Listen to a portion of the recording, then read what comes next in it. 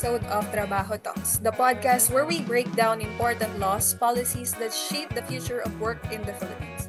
I am Ali and I'm super excited to have you all here for this special episode. Today, we're diving into something that's fresh off the legislative press, the Trabaho para sa Bayan Act, also known as the Republic Act 11962. This law is a big deal because it's all about creating jobs, reducing unemployment, and making sure our workforce is more inclusive and future-ready. I know that sounds like a lot to unpack, but don't worry, we've got you covered. And to help us understand it better, we've got two incredible resource persons who'll share their knowledge and insights. So let me just introduce them real quick. So first up, we have here Attorney Jess Christian Ramirez. Attorney Jess wears many hats. He's a Chief Legal Officer and Employee Relations Director at Starkson Packaging Incorporated. He's also an off-counsel for the Labor Department at Villarasa Angangco Law and previously served as the Chief of Staff at the Office of the Commissioners, Human Settlements Adjudication Commission. Oh, and just to flex his academic achievements a bit, he's a Juris Doctor graduate from the University of the Philippines and hold a bachelor's degree in Library and Information Science. Welcome, Attorney Jess. We're happy to have you here. Hi, Ali. Thank you for the warm welcome. Una sa lahat, we're happy to be here. And para sa ating mga tagapakinig, sana marami kayong matutunan tungkol sa Trabaho para sa Bayan Act. Salamat. Thank you very much, Attorney Jess. Now, next joining us is Attorney Jerome Vincent Morada.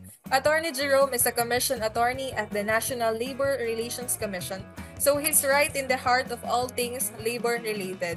He's also a proud Juris Doctor graduate from De La Salle University. With his experience in labor relations and legal expertise, I'm sure he's got tons of sight to share with us. Welcome, Attorney Jerome, and we're thrilled to have you on board. Thank you for the warm introduction, Ali. Sana maganda yung discussion natin today at parang kwentuhan lang tayo about the law. Ayan. So, all right, welcome. And now that we are settled, so let's jump right into it. So, ano nga ba tong Trabaho para sa Bayan Act, no? So, well, it's a response to the employment challenges we're facing right now, issues like job security, underemployment, and the struggles of youth unemployment. So, according to the latest data, the youth employment rate is at 36.3% for people aged 15 to 24. And with the shift to more informal and irregular work arrangements, the need for stable quality job is more urgent than ever. So, itong bagong batas kasi natin, it aims to address, well, that's why we have got Attorney Jess and Attorney Jerome with us today, no? So, let's start with the big picture here. My question is for Attorney Jess. So, Attorney Jess, from your perspective as a legal officer and employee relations director, so can you give us an overview of what make this the Trabaho para sa Bayan Act unique compared to the previous employment-related laws, and what set it apart?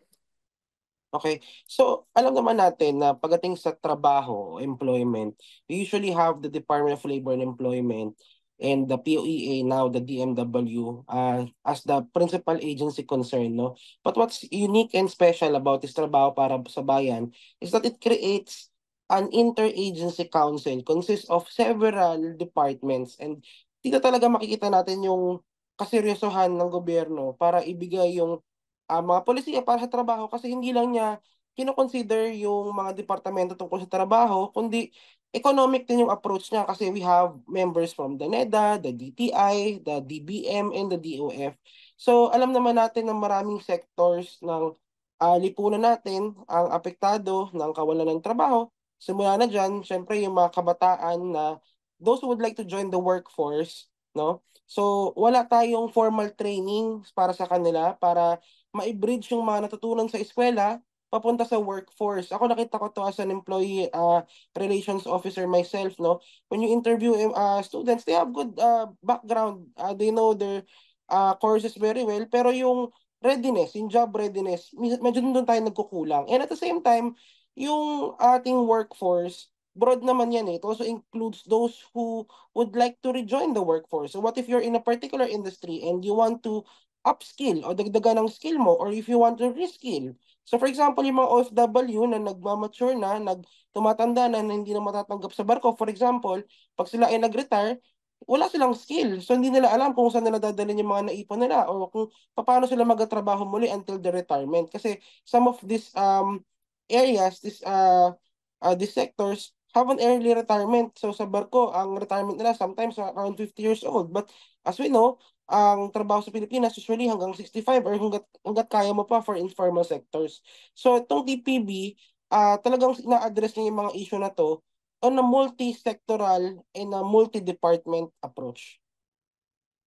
Thank you for that, Attorney Jess. No, that's a very great point you got there, no?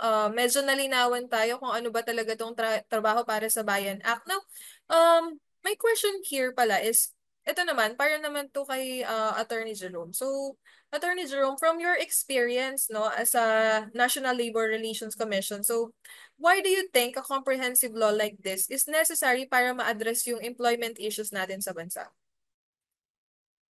Thank you, Ali. Sa NLRC kami, adjudicatory kami eh. Ibig sabihin, ni-hear namin yung mga kaso. So, napapansin namin sa data namin, dumadami yung kaso. Ano ba ibig sabihin pag may kaso? Ibig sabihin may problema. Kaya kailangan itong comprehensive law na to. Tapos yung kaso tapos mga informal workers na kaso.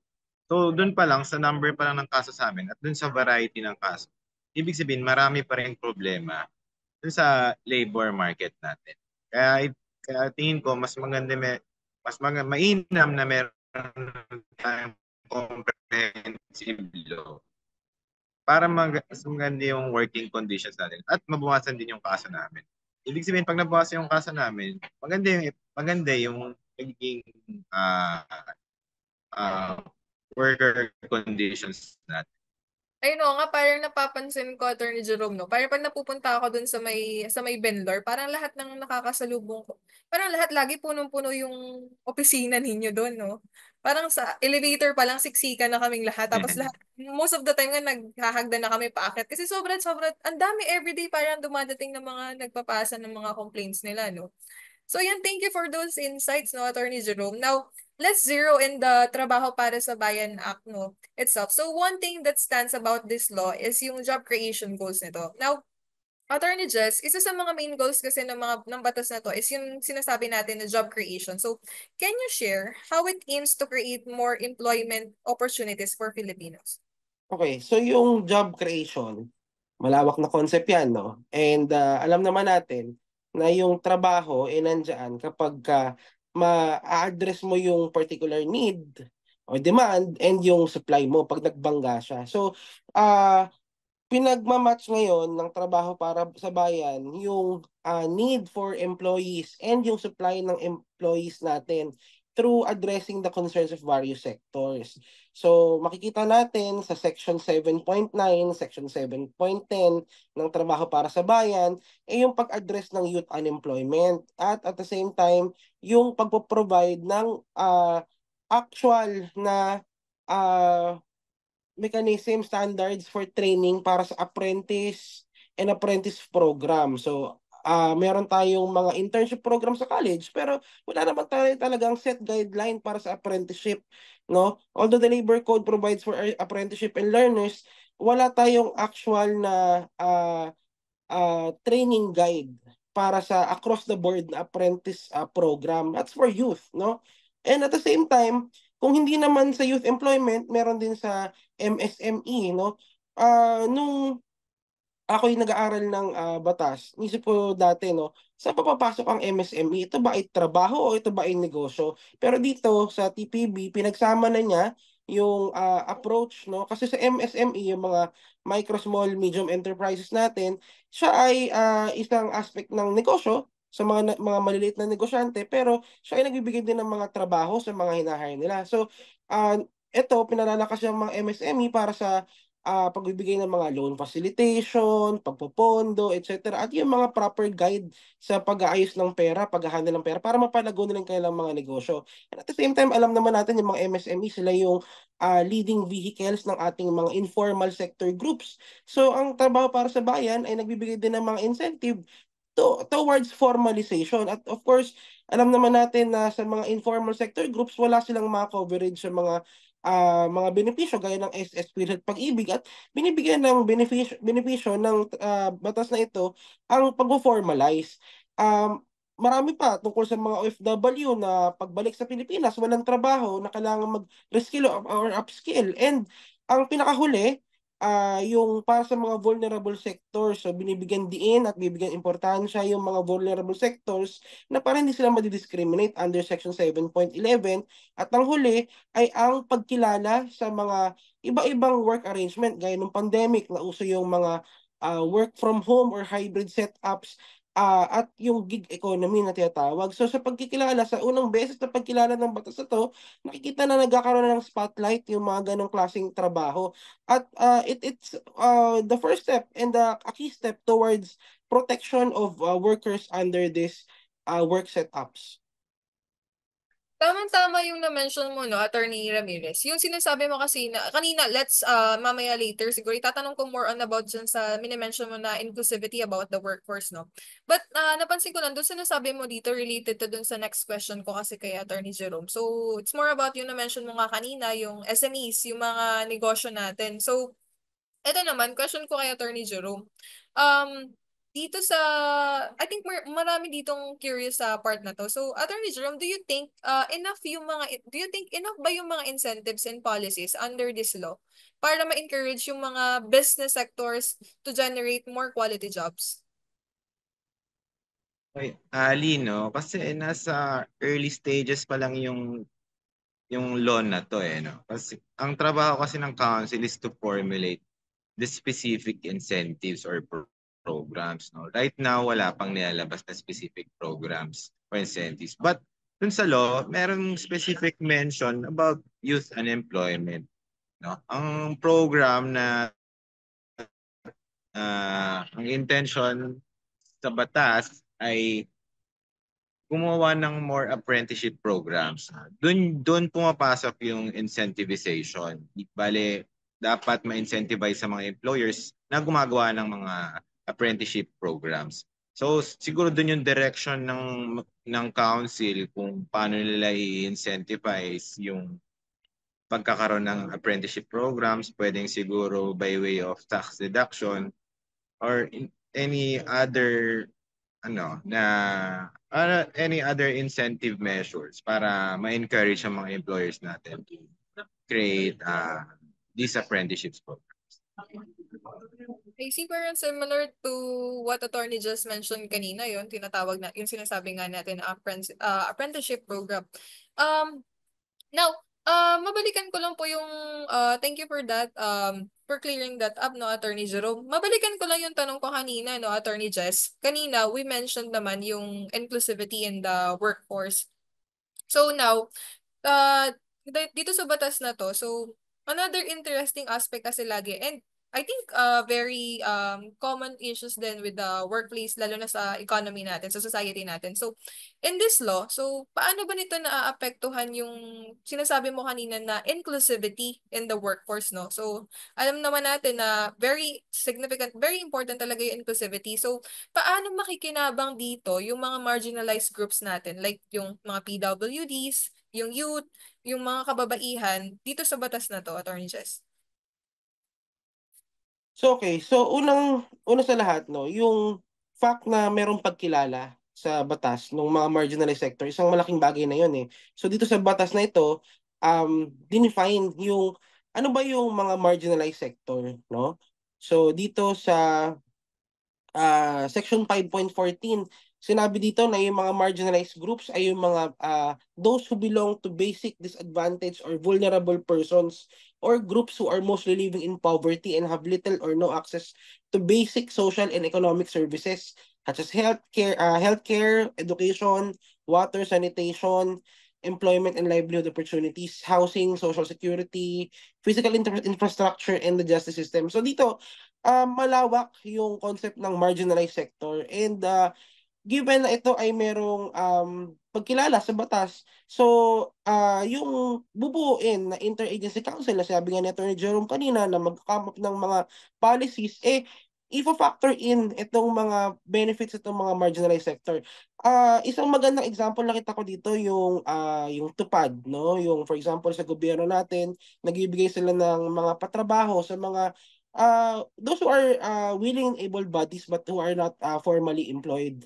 And another thing is that yung mga trabaho para sa matatanda na kaya na magtrabaho pero at the same time factoring in their health, no? So bukod doon meron ding part yung batas natin na pagkakaroon ng mga grievance mechanism para i-resolve yung mga workplace related incidents and grievances na may patungkol din sa probably discrimination against sex, gender, etc. No? So all in all, this law is an enabling legislation para isulong talaga yung karapatan ng mga marginalized and vulnerable sectors ng ating society. Dun sinasabi mo, Attorney Just, no, medyo curious lang ako kasi, sorry, dun sa isa sa part na nasabi mo, yung tinatawag mo na tupad, medyo, di kasi, familiar kasi ako dun, pero hindi ako ganun ka-aware. Parang, how long does it last yung itong tupad na to ng government? Kasi parang, kasi ako personally, I'm from Mindoro, so, I've heard a lot of people na taga-province namin na nagtutupad daw. Pero I'm just curious kasi sinasabi nila lagi na pwede kang mapasama sa susunod or not. So parang what kind of program is this ba talaga? Okay. So yung TUPAD, existing na siya ng programa eh. So siya ay mga minimal work engagements na binibigay sa mga beneficiaryo, no? We have 4Ps, 'di ba? Then of course we also have TUPAD. Yung mga kaya magtrabaho, no? Ang katumbas naman yan sa mga bata yung peso, no? So parang kaya classify yung mga workers mo sa anong klaseng empleyado ka ba? So ikaw ba yung estudyante na nag-aaral? Ikaw ba yung willing and able body pero hindi makakuha ng trabaho? And then sabi nga nila para mapaunlad ang ekonomiya, kailangan magkaroon ng government expenditure. So minsan, may papagawa kang trabaho, tapos babayaran mo yung tao, tapos yung tao, syempre, magkakaroon siya ng money to spend. And syempre, nabuboost mo yung economy. So that's how it works, no? And at the same time, para magkaroon din ng outlet yung mga tao na wala makuha ng trabaho through this program. But these are already existing programs which the council could adopt, no? So kasi hindi lang naman private sector ang kino-cover ng TPB but also employment in the government. So pati yung mga employment sa mga let's say mga contractuals, yung mga job orders, lahat yan covered din ng IAC. So even this work arrangement, this alternative work arrangement such as TUPAD, PESO, etc. Ma-cover din yan once mag-kick in na tong IAC natin. Thank you sa paglilinaw, Attorney Jess. Ayan. Sorry, medyo personal yung question, no? But kanina, as I was listening sa inyong dalawa ni Attorney Jerome, no? Ang dami niyo na-mention kanina ng syempre yung positive side nitong bagong batas na to, no? Now, well, syempre criticism naman, it's inevitable eh. Hindi natin to maiiwasan. Now, my question here is to Attorney Jerome naman. So, kanina, ang dami nating na-mention na positive things about this law. But now, can you share with us, ano yung mga possible challenges sa implementation ng Trabaho para sa Bayan Act? And how can this be addressed? No, well, sa implementation lang akong makaka-comment, no? Kasi it's too early or too presumptuous of me para mag-comment na maraming loopholes yung law when it's not yet being fully implemented. So, sa areas of improvement or siguro problem areas na nakikita ko, baka yung sa budgeting. Kasi ang lawak ng sakop nitong law na to. Tapos i-factorin mo din na member ng council is iba-ibang sectors. Tapos ang objective kasi ng law is parang gagawin mo na lang isa lahat ng problema. Parang i-compile mo lahat ng problema. Tapos ayusin siya ng council. So anong mangyayari dito? Kusari may representative ka from DOLE, may representative ka from NEDA. Ngayon, yung dalawang agencies na yan, meron na yung mga existing programs and policies to address yung mga labor issues natin. So kasi kung may TPP Council ka na, ang objective mo is parang gawin na lang isa para mas madelay yung monitoring and yung enforcement. So, doon ko nakikita yung issue eh. Kailangan mo bang bigyan siya ng additional budget or kukunin mo yung babawasan mo ng budget yung isang agency para may allot mo para sa TPB Council or sa implementation ng trabaho para sa bayan. So wala kasing specific sa law about saan nila kukunin yung budget. Wala kasi minsan pag nag-create ka kasi usually ng ng isang council or katulad itong TPB, you should pag umpisa pa lang meron ng provisions for budgets yan. Pero kasi siguro yung mga lawmakers natin masyadong multidimensional tong TPB, masyadong maraming factors. Hindi nila agad ma-specify yung mga kailangan nila. So yung manning requirements na kailangan nila. So it's understandable, but yun yung nakikita ko kung paano nila gagawin. And since yearly ang approval ng budget ng gobyerno, so kung doon ko nakikita yung pinakamahirap ayusin for this law. Attorney Jus, from your perspective naman, you want to add something sa sagot ni Attorney Jero? Yes. Oo. Dagdagan ko lang sabi ni Attorney Jerome, no? So yung budget talaga yung concern dyan. Kasi itong TPB law, maganda siya eh. Marami siyang mga policies na gustong gawin. While it's mostly mga ideas, mga policy, pero hindi mo pwedeng basta policy lang to eh. No, kailangan to ng implementing arm. So for example, if we're saying we're preventing the abuse of the marginalized sector, who's going to police that? So kailangan merong executive arm na mag-implement nito. So kanino mo kukunin yung manpower for that? Will that be DOLE? Na alam naman natin, undermanned din para mag-conduct ng routine inspections even just for their own department. So how about NEDA? So does the NEDA have the capacity to do rounds about this? Although they're mostly statisticians, di ba? So mahirap eh. So I see na this law will still have further amendments or if not supplementary provisions in the future to provide for this um, yung budgeting and yung actual execution proper. Kasi idea-wise, okay siya. Pero yung how you will implement it, dun mo talaga siya masukat sa effectivity.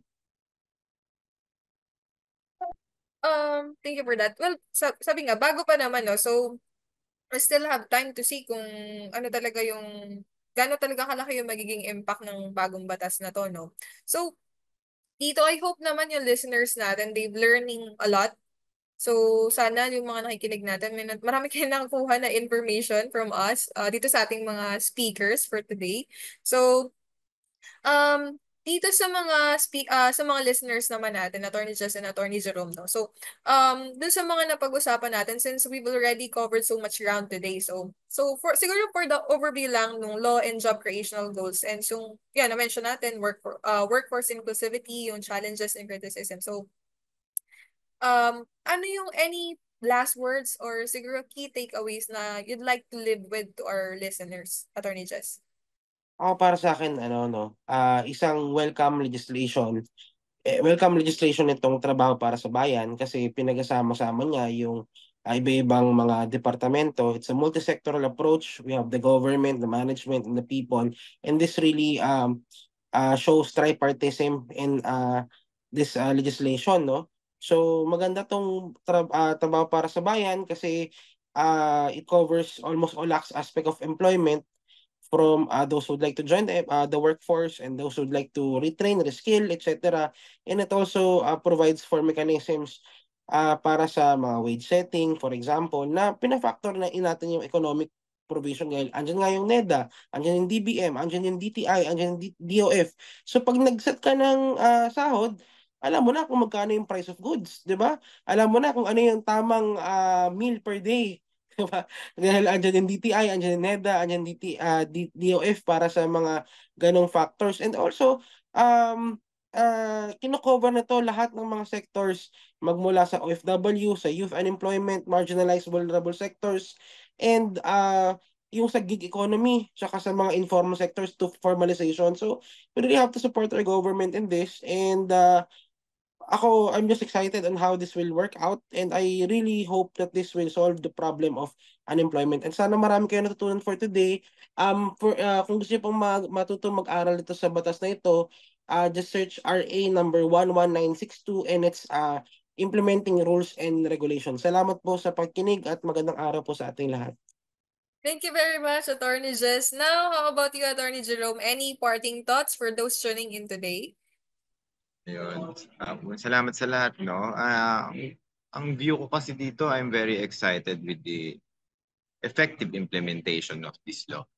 Alam naman natin na ang nagdo-dominate ng labor market natin ngayon is informal economy, no? So, ang hirap kasi sa informal economy, wala siyang specific industry. Hindi siya, like for example, pag sinabi mong agriculture, pinoprotektahan ka. Itong informal economy kasi halo-halo.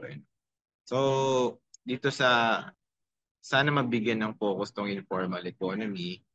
Tapos, nakikita ko rin dito kasi alam naman din natin na mahina na unionism, no? Tapos hindi natin siya pinapractice sa informal economy. So, hindi naman focus itong trabaho para sa bayan unionism. Pero at least kung ma-improve natin yung market conditions with this law, baka makakuha na tayo baka ma-shift natin yung mga workers to employee social unionism naman. Tapos, ngayon, ang gusto ko rin sa law is naka-specify yung progress reports nila in tranches, no? Meron tayong 3, 5 years and 10 years ba? Tama ba, Jess? 3, 5, 7? 10. 3, 5, and 10? Oo. So doon pa lang, makikita natin na long-term yung idea ng gobyerno. Hindi tayo nagba-band-aid solution na kasi yun yung ginagawa natin ever since lalo na yung mga tinamaan tayo ng mga financial crisis before. Of course, hindi naman tayo mayamang country, puro band-aid solutions lang. And ito, yung informal economy, informal work, band-aid solution to ng mga tao eh. So ngayon sa TPB, may long-term plan na tayo. Sana ma-identify ng mabuti kung ano industry yung kaya natin mag-thrive o kahit dominated tayo ngayon ng informal employment. Yeah, thank you so much, Attorney Jess and Attorney Jerome, for that. So thank you very much for sharing your knowledge and perspective para sa Trabaho para sa Bayan Act, no? I'm sure our listeners, despite the short discussion, a very brief yung discussion natin today, I'm sure they are walking away with much clearer understanding of the law and how it's going to impact the world of work here in the Philippines. Now, to our listeners, thank you for tuning in to Trabaho Talks. If you found this episode insightful, don't forget to share it with your friends or classmates or anyone you think you need to hear it. Especially daw yung mga newly grads or mga undergrad pa lang. So stay tuned for the next episode where we'll keep breaking down the laws and policies that matter to the most to you. So take care, stay informed, and see you in the next one. Bye for now. Thank you. Bye-bye.